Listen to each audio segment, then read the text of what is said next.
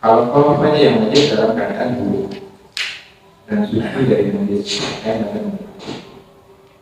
baik.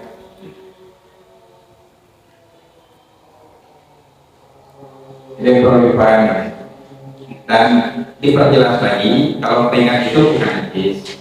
Bagi yang kotor dipakai kerja, nggak kena darah, nggak kena kencing, nggak kena nanah, nggak kena muntah, nggak kena kotoran binatang, itu semua suci.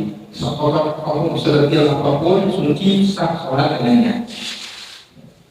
Jadi nggak ada alasan orang habis kerja udah jam 5:30, kalau pulang ke rumah pasti ada maghrib. Kotor nggak boleh sholat najis, bukan, itu suci. Itu suci. Makanya penting memahami najis itu sendiri, bukan sekadar definisi, akan tetapi bagian-bagian yang terkategori najis atau jenis-jenis najis itu sendiri. Kalau mana yang najis, mana yang najis. Kalau nggak terkabur kan, sudah berulang kali dilakukannya. Dan juga perempuan ditanyakan kalau yang dia kehujan, hujan ini najis, nggak boleh sholat dengan dalam keadaan pakaian terkena kehujan atau kemaluannya itu dicebok bekas hujan itu. Jadi harus cebok dulu. Daun Allah ini ada lagi matematika. Mereka mewajibkan sebelum wudhu itu cebok dulu. Nama tadi istijah kemarin kan udah datang pembahasannya. Istijah itu jadi cebok. Kalau kita laki-laki yang mana? Dan kalau diperiksa dan daun itu ada mani nggak, ada najis nggak, apa? Kalau perempuan kemudian terus periksa. Nah, kalau dia nggak keluar, nggak boleh. Bagaimana ini? Karena ini hal-hal yang lumrah dan sering terjadi di perempuan. Baik. Selanjutnya, setelah paham tidak jenis-jenis najis kemarin, maka dijelaskan bagaimana cara menghilangkan najis. Nah, najis itu dibagi menjadi 3. Pembagian ini sesuai dengan cara mensucikan najis itu. Karena ada caranya yang gampang disucikannya, nggak terlalu sulit. Ada yang sedang, ada yang sulit. Yang sulit itu disebut mughalladhah. Mughalladhah itu pasti artinya ya lebih sulit. Mutawassithah itu yang sedang. Mukhaffafah itu yang ringan, yang gampang untuk dihilangkan. Jadi klarifikasi itu datang dari caranya sendiri, bukan dari diri sendiri. Nah, kebanyakan najis itu mutawassithah.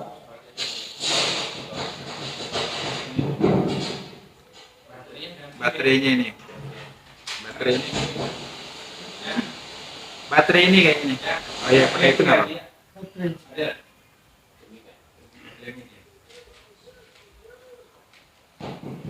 Ini udah pernah ganti.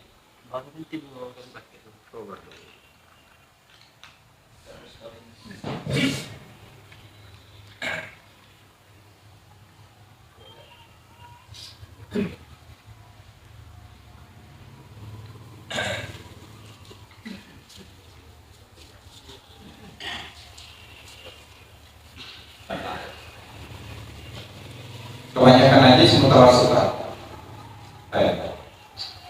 Yang pertama yang mughalladhah.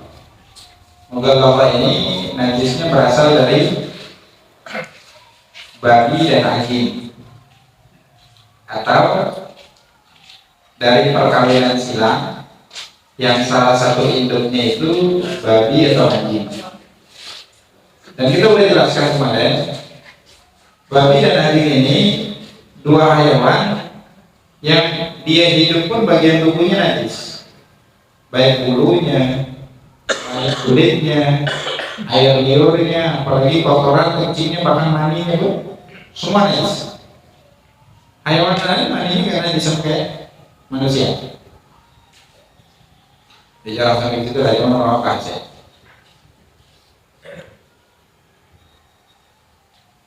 Semua bagian tubuhnya najis. Dan kita jelaskan kemarin ya, suatu yang penting dipahami di dalam bab najis itu. Begini sebenarnya, najis itu pemakaian kosakata ini ditujukan untuk benda najis itu sendiri. Darah itu disebut najis, anjing, babi itu disebut najis. Kalau benda suci terkena najis itu namanya mutanajis, suci yang terkena najis memungkinkan untuk disucikan. Kalau najis nggak bisa disucikan. Air kencing mana bisa disucikan? Tahu ya najis. Kalau disterilkan sedemikian rupa itu najis. Kotoran binatang, kotoran manusia nggak bisa disucikan. Itu ainun najis. Cuman benda suci yang terkena najis atau mutanajis memungkinkan untuk disucikan. Nah caranya yang tiga ini, tergantung jenis najisnya, maka ikuti cara mensucikannya. Baik. Dan kemarin kita jelasin kalau kering sama kering itu tidak menularkan najis.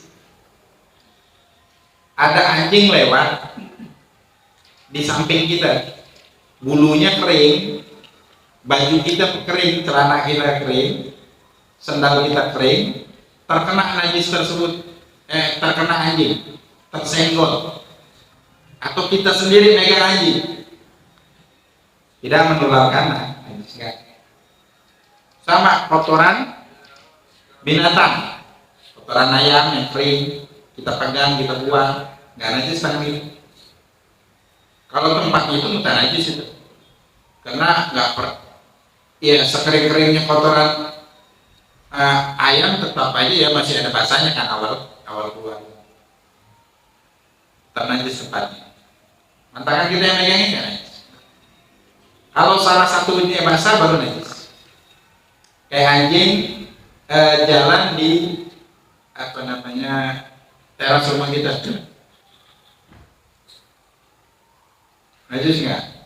Kalau dia kering, ya cuman ada bekas kaki anjing, ya berarti kan basah, najis.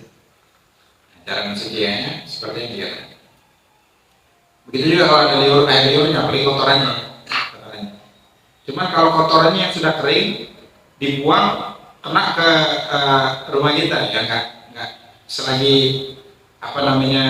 teras rumah itu kering, maka tidak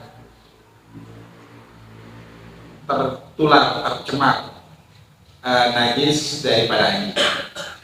Tinggal ambil, buang. Dan tangan kita yang kering yang buang, nggak tertular najis.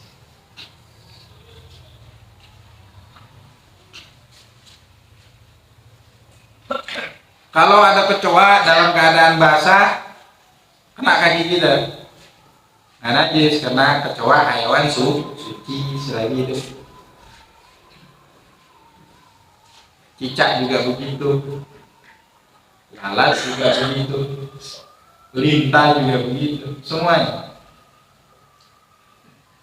Jadi itu udah tegasin kemarin, semua hewan ketika hidup itu suci kecuali babi dan anjing. Semua hewan kalau mati tanpa disembelih, dia halal untuk dimakan ataupun tidak dimakan, tetap aja bangkai najis, kecuali yang hidupnya cuma di air, ikan, udang, gurita, dan yang lain sebagainya, sama belalang. Bangkai itu halal. Karena beli ikan nggak ada ikan di sebelah, pukul kepalanya sama itu, bangkai itu kan jadinya. Cuman bangkainya layak.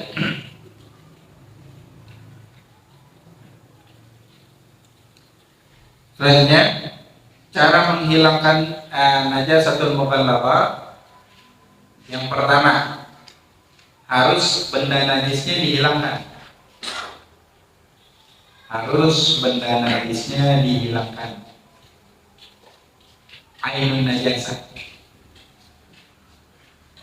Kalau itu kotoran anjing dan babi, maka kotorannya diambil dulu. Pakai tisu, pakai kertas, pakai air, pakai apa, dibuang. Masih ada sisanya, ambil lagi. Sampai tidak tersisa, baik bau, warna, ataupun rasa. Masih bau nyengat, harus tetesin dulu sedikit sabun. Dikeringkan lagi. Ini belum penyucian ini, belum. Ini proses menghilangkan ainun najasa. Jadi benda najis itu harus nggak ada lagi sifatnya, nggak ada lagi ainnya. Kalau di dalam pelajaran tauhid itu ain itu artinya benda. Keberadaan benda itu dengan keberadaan sifatnya. Sifat itu meliputi kalau najis bau, warna, dan rasa. Kayak dinding ini benda. Sifatnya apa? Dia terbuat dari batu, warnanya putih, bentuknya begini, bentuknya begitu. Itu sifatnya. Najis, keberadaan najis itu terdeteksi dengan keberadaan benda, sifatnya. Salah satu daripada tiga sifatnya, bau, warna, ataupun rasa. Jadi nggak mesti dua-duanya, tiga-tiganya atau dua, satu aja masih ada di situ, berarti masih ada, belum bisa disucikan. Baik, ini umum nih penjelasan ini umum, akan terulang di tiga jenis ini. Semua di tiga jenis ini baru bisa dihilangkan kalau bau, warna, dan rasa hilang. Kecuali mukhaffafah itu ada hilang. Jadi sucikan dulu bendanya. Jadi salah itu, yang ada kotoran ayam langsung disiram. Jadi selagi benda itu ada, benda itu menajisin semua yang di sekitarnya. Aturan cuma satu titik yang najis, jadi satu teras semua najis. Itu salah kaprah. Jadi ambil tisu, satu kali lap pakai tisu, langsung hilang.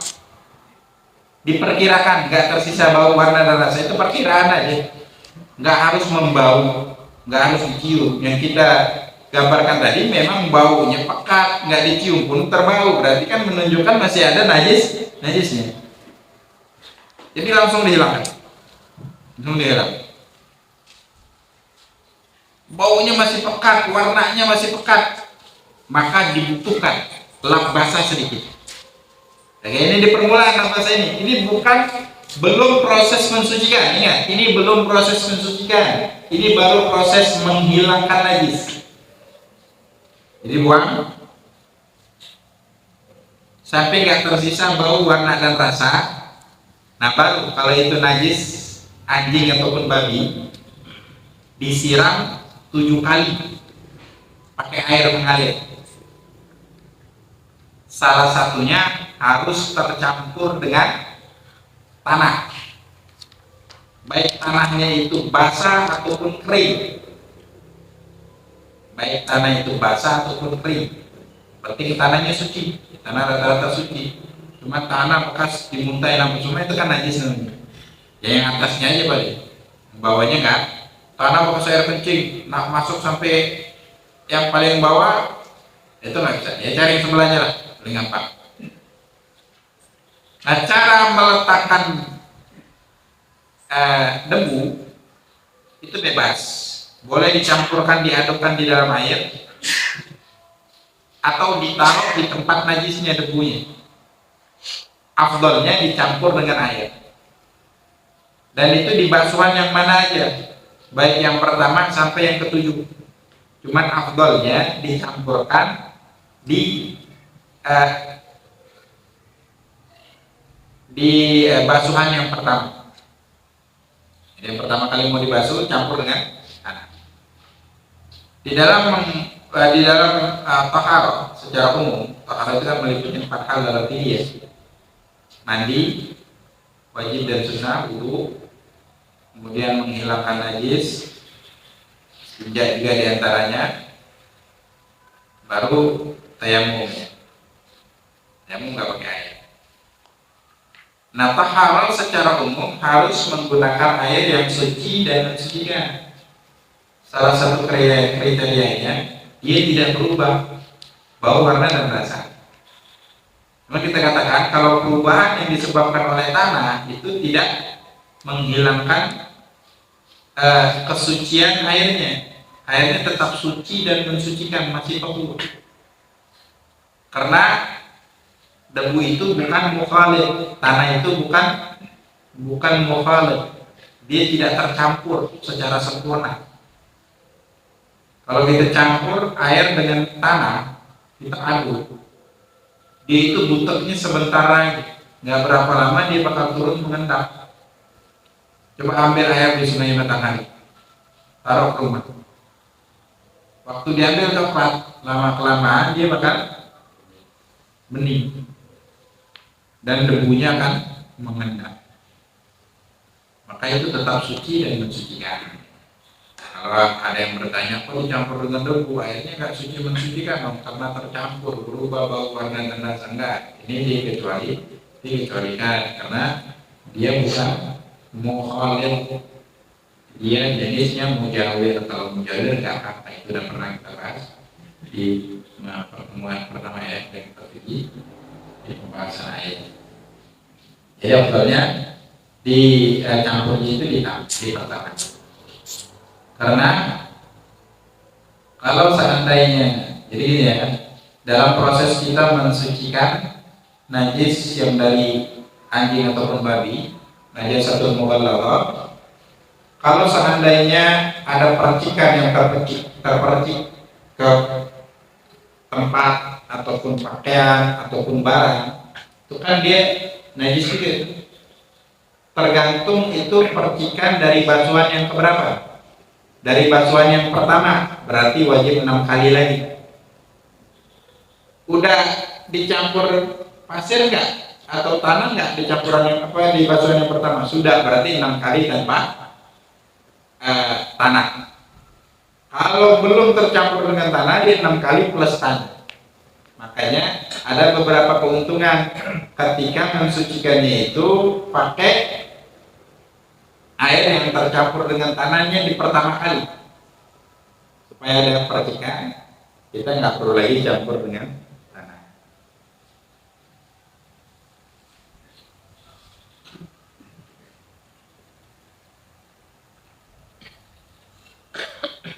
Baik, ini aja caranya, nggak sulit, bukan nggak sulit, paling sulit sebenarnya.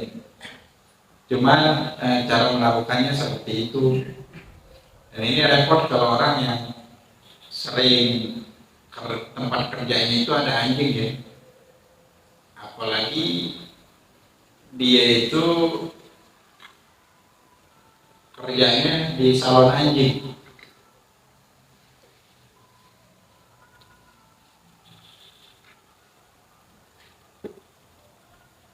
Mandiin anjing, dikeribat, direbonding, direpet. Jadi selalu berhubungan dengan najis ya.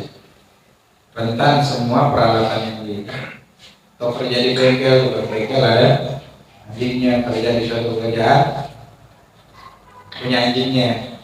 Perhatikan aja, kalau basah jangan pegang dia, jangan mau dipegang dia dalam keadaan basah. Semaksimal mungkin bisa di. Cuma Allah alam dinukil dari madzhab Imam Abu Hanifah. Imam Abu Hanifah katanya tidak membedakan antara najis mughalladah sama yang lain. Satu kali aja katanya di situ. Nggak perlu juga pakai tanah. Cuma ini madzhab dia. Karena kalau mau memakai madzhab yang lain, kriterianya juga harus diberlakukan gitu. Jadi semaksimal mungkin dijalankan ya. Dan kita juga udah pernah jelaskan hukum memelihara anjing. Anjing itu dipelihara hanya boleh untuk berburu dan untuk anjing penjaga. Anjing penjaga. Kalau penjaga itu di luar rumah atau di dalam rumah? Di luar ya. Kalau dalam rumah ya, tidur satu ranjang lagi sama tuannya. Anjing tidur sama manusia. Ya itu bukan penjaga namanya. Itu nggak boleh. Kalau penjaga masih boleh. Cuman satu, malaikat rahmat nggak pernah masuk rumah yang di dalamnya ada patung sama ada anjing. Nah, patung harus perhatiin ya, patung tuh nggak mesti besar. Semua banyak nih keramik-keramik kan untuk binatang sempurna ya. Untuk binatang paling. Kalau dulu orang tani untuk tani ya manusia itu jenis patung.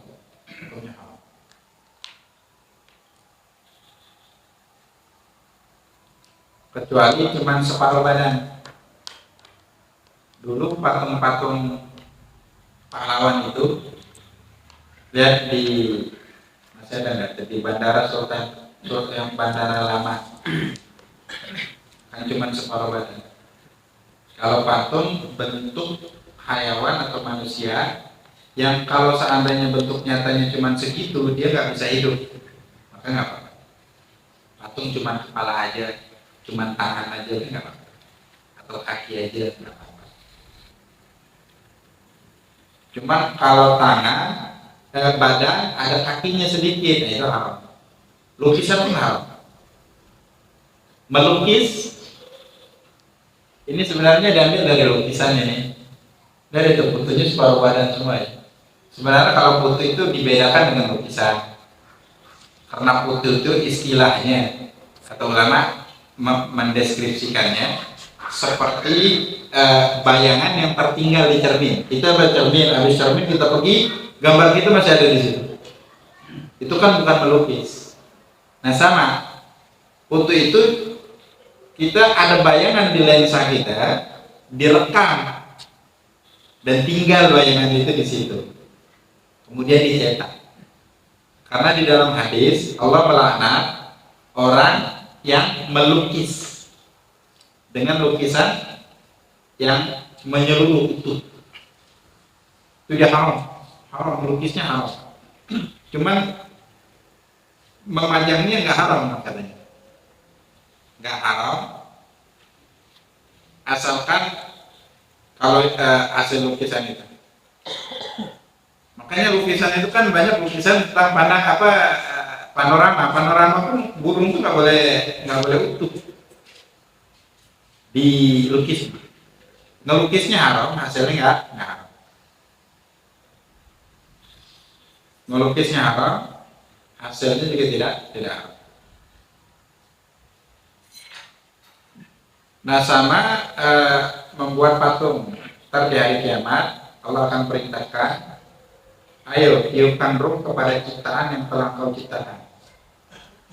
Jadi yang menandakan haram itu kalau ada wa'id dan syadid, ada ancaman yang serius di dalam Al-Quran atau hadis, maka itu jadi khas haram. Yang hukumnya itu menjadi haram. Nah dulu kan lukisan sebelum ada foto banyak 50 tahun belakang itu lukisan. Lihat aja lukisan ulama itu rata-rata cuman separuh badan. Ya. Ini mah sudah jadi ini kan, kalau zaman kita udah jadi foto tinggal cetak. Kalau zaman dulu kan belum ada kecanggihan teknologi ini. Lihat aja kayak kursus untuk membahas masalah itu kan hasil dari lukisan sama Habib Salim bin Bilal juga. Kalau Syekh Habib Salim kan nggak ada orangnya, nggak ada. Ini kan nikah udah 5 abad. Ini nggak tahu asal usulnya gimana. Kontroversi juga kan. Dari mana orang cuma mimpi aja terus di ini ya bisa jadi iya bisa jadi nggak paham. Ceritanya nggak jelas. Kalau apalagi Syekh Abdul Qadir Jailani bilang apalagi kalau ada fotonya Imam Syafi'i itu foto siapa? Sunan Giri siapa? Dalam mimpi ya bisa ya siapa berjalan bayang lain kan yang foto cetakan. Nah dulu itu kan dilukis ngidinin ulama berarti kan, karena kalau lukis kan dia harus lama ngidinin. Atau kan kadang muridnya itu kalau mau disebarkan minta izin dulu. Kalau dia full katanya jangan, nggak boleh kalau foto yang lukisan yang baik. Harus separuh lah. Nah patung-patung mungkin zaman dulu masih banyak pengawasan dari ulama ya. Patung-patung yang ada di Jambi sekarang enggak ada lagi. Patung selamat datang yang menuju Bandara Lama itu kan ada tarian kan. Terus di Simpang 4 Aliun Mesir Agung ada patung, itu kan patung-patung baru semua ya. Kata ada yang bersuara nggak ada, masih kecil itu zaman Zulkifli Nurdin. Sama di gubernur yang baru, kata gubernur, bukan kata gubernur yang baru, yang lama itu juga baru lah, baru bukan di kartu. Kata gubernur yang sekarang, kalau patung itu nggak tahu itu dari kapan, kecil nggak ada kayaknya patung Sultan Taha itu, utuh itu, membuat patung itu nggak ada. Saya nggak tahu. Termasuk gambar elang yang ada di apa?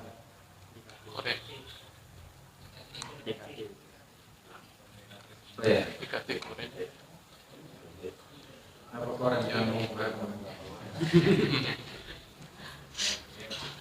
bukan itu, bukan yang di sana.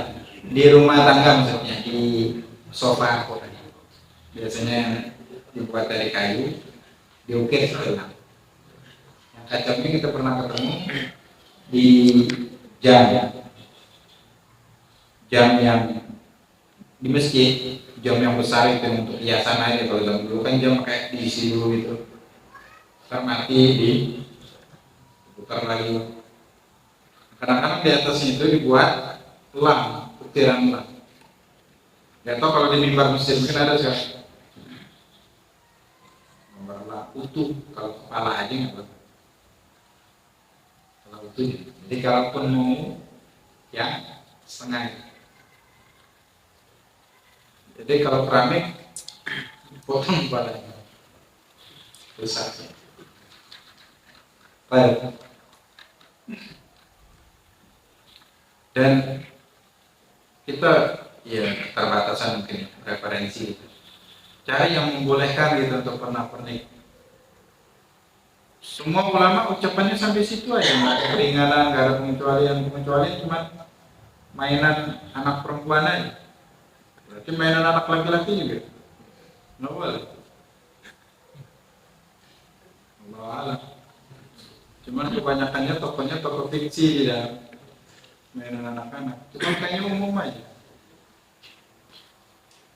Yang dibolehkan mainan anak perempuan selagi dia masih anak-anak. Kalau udah punya anak ya nggak boleh berarti. Udah gede udah dewasa. Nah, yang dewasa juga sering koleksi boneka, kadang boneka babi, boneka apa. Boneka yang besar, yang kecil, terlalu sempit. Cuman kita lihat ada yang dari kontemporer aja orang-orang itu kan, dan dia pakai logika nggak beda dengan pakai nas. Karena zaman dulu orang masih jahiliyah, yang buat patung, anggap patung boleh dibolehkan tapi sembah, karena masih ada pengaruh jahiliyah yang dulu dia menyembah patung dan itu disurupai. Kalau sekarang Islam sudah menguat dan lain. Ya kita belum jauh mungkin membahas dalam keterbatasan referensi. Kenapa pembahasannya? Baik. Kembali dari najis itu, apa anjing itu malaikat rahmat gak masuk. Kalau malaikat yang masuk ya malaikat Israel, kalau udah ada mati dia wajib mau masuk. Malaikat rahmat gak masuk. Yang kedua, setiap harinya berkurang 2 kirot pahalanya. 1 kirot itu sebesar gunung Uhud. Jadi 2 gunung Uhud pahalanya per hari berkurang gara-gara melihara penjaga yang dibolehkan. Ya, daripada kucing yang melihara anjing, ya kucingnya dia, kucing penjaga. Kucing yang jenis besar, singa, harimau, atau serigala. Serigala bentuknya ada bentuk anjing yang bentuk serigala, apa namanya itu kan bentuk jenis. Kalau serigala boleh, enggak najis ya. Enggak najis seperti anjing. Bentuknya beda. Cuman dia bukan jenis hayawan yang makhluk, yang jinak. Dia hayawan buas.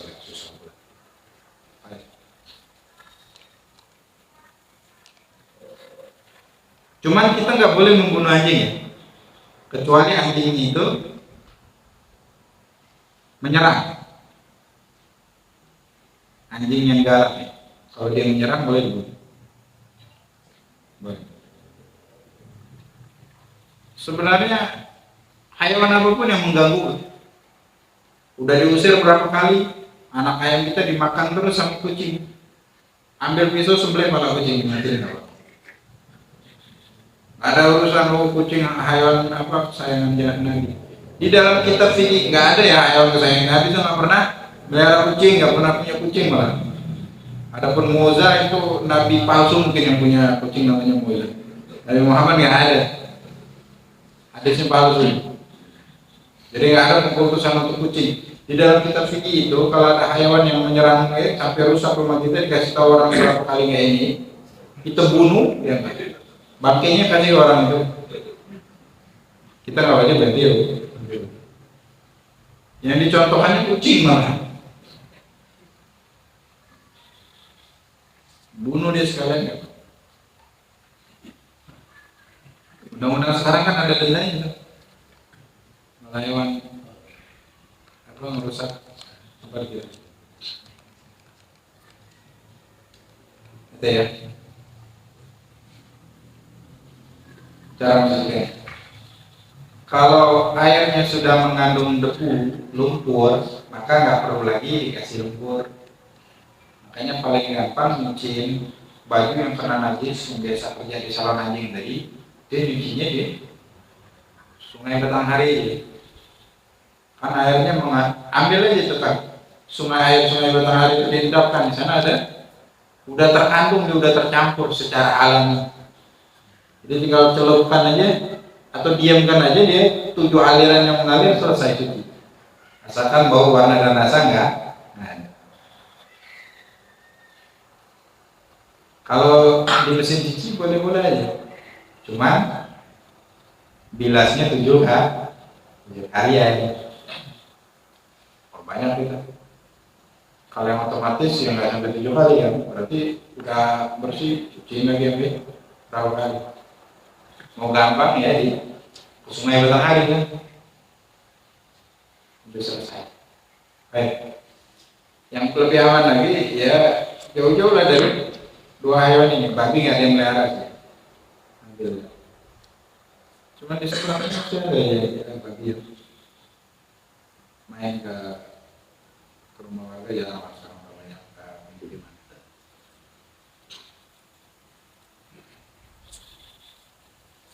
Anjing sekarang itu udah jarang ya, apalagi kalau zaman dulu masih sensitif banget.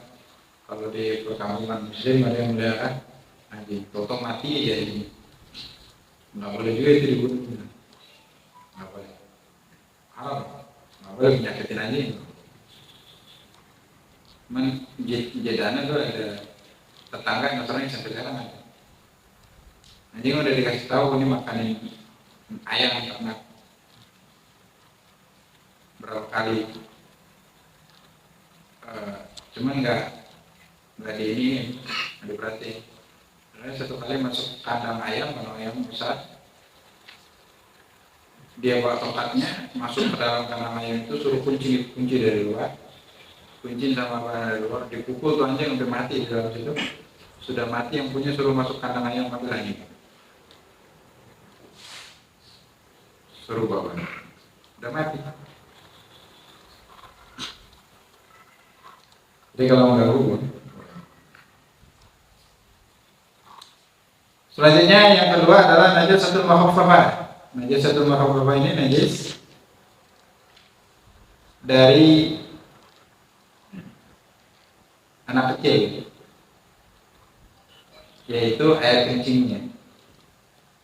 Air kencing bayi, dan bayinya harus bayi laki-laki, umurnya belum 2 tahun karena hitungan tahun Hijriah.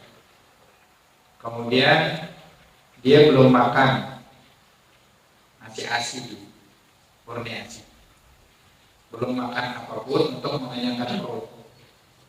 Ya rata-rata yang 6 bulan ke bawah. Kan nggak boleh 6 bulan tuh, sebelum 6 bulan belum boleh kasih makan. Kadang-kadang maksain neneknya, kamu juga waktu kecil belum 6 bulan kasih makan. Tahu-tahu kan khususnya belum kuat, pecah ya khususnya mati. Dan tidak sedikit kejadian gitu ya. Kadang-kadang. Nah itu memungkinkan. Kalau dia pernah ditahnik ya apa-apa. Itu untuk alergi hati tabarruk atau dikasih obat karena dia sakit atau vitamin atau yang lain nggak apa-apa. Karena itu sekali-sekali bukan untuk makan. Kalau lebih dari 6 bulan nggak dikasih makan cuma nasi aja tetap nggak apa-apa. Air kencingnya itu najis atau mukhafafah. Cara ngilanginya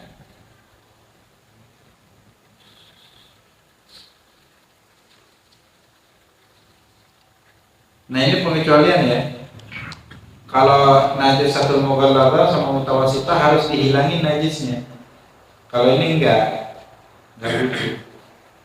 Karena ada 6 anak bayi yang ketika digendong, sahabat itu banyak ketika anaknya lahir, dia nggak mau kasih dulu, langsung dibawa ke Nabi, supaya yang pertama kali masuk ke mulutnya itu minta ditahnik oleh Nabi. Tahnik itu anak bayi diberikan makanan yang telah dikunyah dari mulut orang yang soleh afdalnya, orang yang soleh baik laki-laki ataupun perempuan. Afdalnya korma, kalau enggak madu. Jadi dikunyah, ditaruh di lak-lakannya, di langit-langit mulutnya bayi tersebut sampai dia makan. Nah mereka sangat pengen yang pertama kali masuk tubuh itu adalah makanan yang berasal dari mulutnya Nabi bercampur dengan air liurnya. Karena orang soleh mulutnya pun soleh, nggak pernah ngomongin orang, nggak pernah ngelaknat, nggak pernah caci kaki, nggak pernah sombong, nggak pernah. Dari keberkahannya pengen dong cari berkah ini dari Nabi aja. Dan kata ulama ini tahnik disunahkan. Enggak satu kali aja, beberapa kali, sebanyaknya orang soleh dimintain tahnik. Kalau bisa. Nah ketika anak kecil itu ada 6 anak kecil yang ketika Nabi taruh di hijri, di pangkuannya kencing. Dulu kan nggak ada popok, kencing. Ketika kencing, Nabi biarkan aja. Nggak pernah marah. Kalau kita anak sendiri aja kesel, apalagi anak orang lain. Udah rapi-rapi mau pergi, anaknya kencing, kena lagi pakaiannya. Ya Allah, mandi lagi. Kesel, anaknya di mana-mana. Anak kecil mana-mana. Jadi enggak. Setelah Nabi angkat anaknya, minta air. Anaknya minta air, disimpankan aja air ini di depannya. Cuman harus rata semua. Harus rata terkena. Dan harus hilang bau, warna, dan rasanya.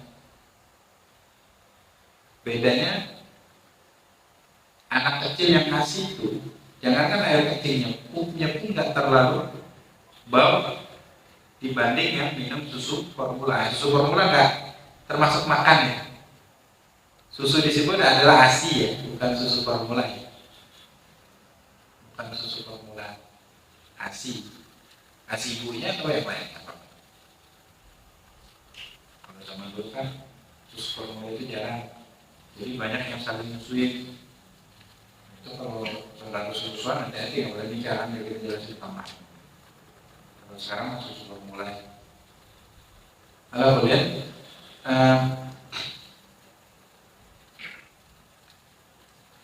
Nah tadi kalau tidak terlalu berbau, beda ya dengan yang susu formula. Nah kalau seandainya dengan dicipratkan air, sampai seberapa tempat yang terkena air kencing itu ya, semuanya harus dikenain air dan rata cipratan. Kalau diguyur juga nggak apa-apa. Cuman diminta cukup dicipratin air, cuma rata. Kalau nggak meninggalkan bau, warna dan rasa, kalau takut ya mendingan dikeringkan dulu, diambil tisu dulu, sudah sekiranya kering baru dicipratkan semuanya, sehingga nggak ada lagi tersisa bau, warna dan rasa, boleh sholat. Cuman air kencingnya aja, muntahnya tetap najis, apalagi pupnya tetap najis. Dan anak laki-laki aja, anak perempuan enggak. Kenapa? Ulama macam-macam katanya, karena anak perempuan itu air kencingnya lebih pekat dibandingkan anak laki-laki. Satu. Mana yang lebih jelas hikmahnya itu? Katakan karena mengandung anak laki-laki itu lebih tingkat kesulitan kepayahannya yang dirasakan oleh ibu itu lebih parah kebanding mengandung anak perempuan. Kadang-kadang memang ada bakat terpendam dari lahir gitu. Karena ibunya itu dipukul sampai kelihatan tangannya, kakinya di perut ibunya. Yang bakat jadi pendekar kita. Anak laki-laki biasanya. Kalau anak perempuan lebih kalem, kadang-kadang keluarnya lama, betah ya. Harus diusir, karena kita coba mempercepat kontraksi supaya dia kuat. Kalau anak-anak laki-laki lebih capek biasa. Jadi itu yang disebut ulama, karena capek ketika ngandung, ketika dia keluar diringankan. Air kencingnya itu tidak perlu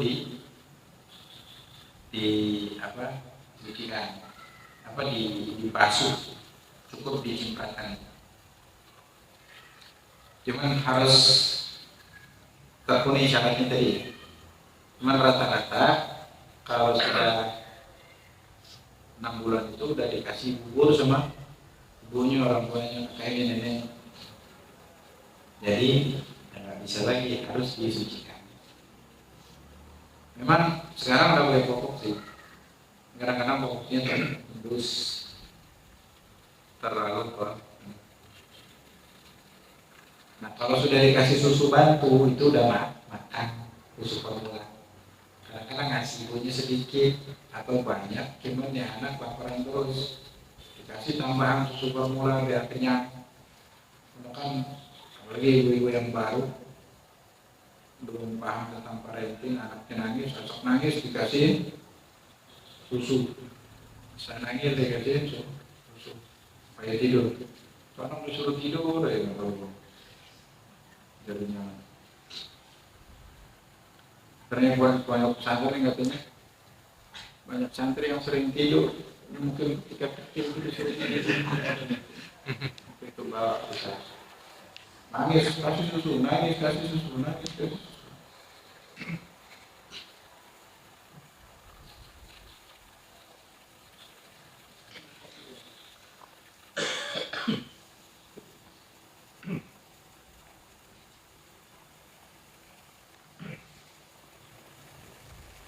Nah ini ya, kalau anak perempuan enggak, tetap harus disucikan.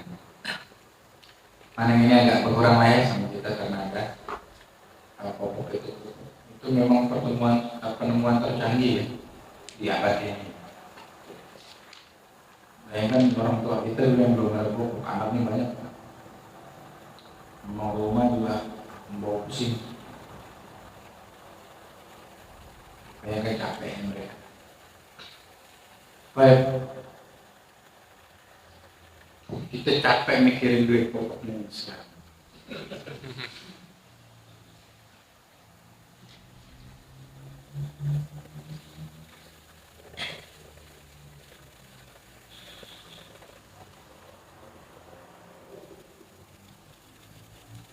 Dikatakan juga karena kalau laki-laki itu kan Nabi Adam ya diciptakan dari air dan tanah. Kalau perempuan Siti Hawa itu diciptakan dari darah dan daging. Siti Hawa kan diciptakan dari tulang rusuk Nabi Adam.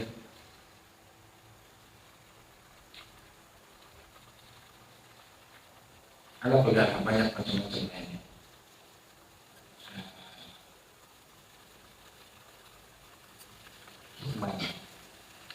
terakhir najis atau mutawwassithah yang membutuhkan pembahasan khusus jauh. Allah Subhanahu wa taala.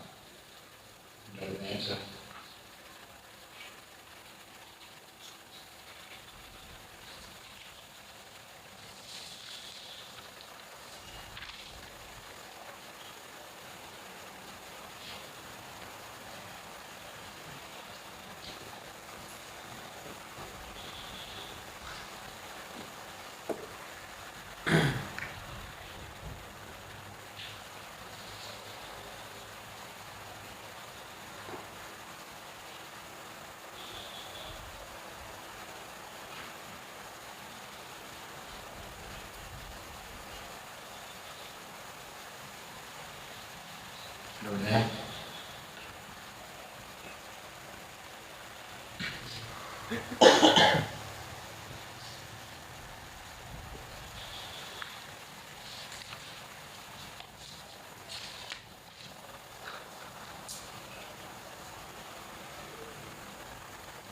Bib, izin tanya Bib. Ya. Ini misalnya ada genangan air itu macam di perkampungan, bahwa kita tahu itu air tersebut itu ada anjingnya atau babinya itu. Apakah termasuk digolongkan najis mughalazo itu? Oh, gimana itu? Gimana? Air genangan Di perkampungan itu kan kita tidak bisa mengelak itu ada air besar, lubang besar itu kan. Tiba ada anjing lewat atau babi lewat itu. cuman lewat aja itu. Iya lewat aja itu. Habis itu kita melihat situ kena percikannya itu. Oh enggak najis, kecuali kita tahu yang bercik itu bekas langkah kakinya dia. Yang mana identifikasinya? Selagi kita nggak tahu nggak, karena ada kaidah kemarin itu kan, la tanjis bisyak, tidak ada najis dengan keraguan-keraguan. Kecuali pas dia lewat dia salaman sama kita. Baru dia yakin. Atau memang kubangan dia di situ. Dia sering mandi. Kolam renang umum untuk para bayi di situ. Kita lewat ya pasti kena.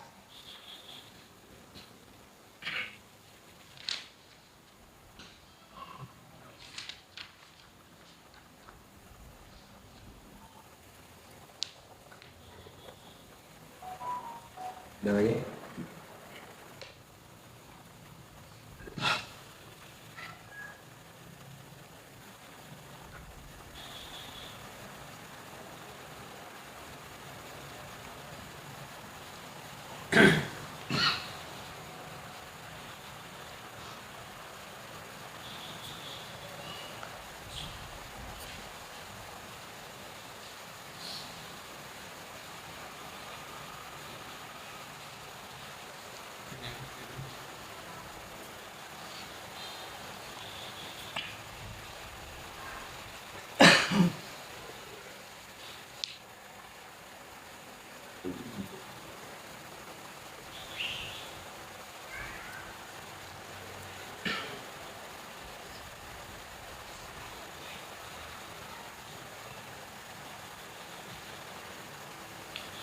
Habis. Allah Subhanahu wa taala Fatihah wa Rasulullah wa ila wa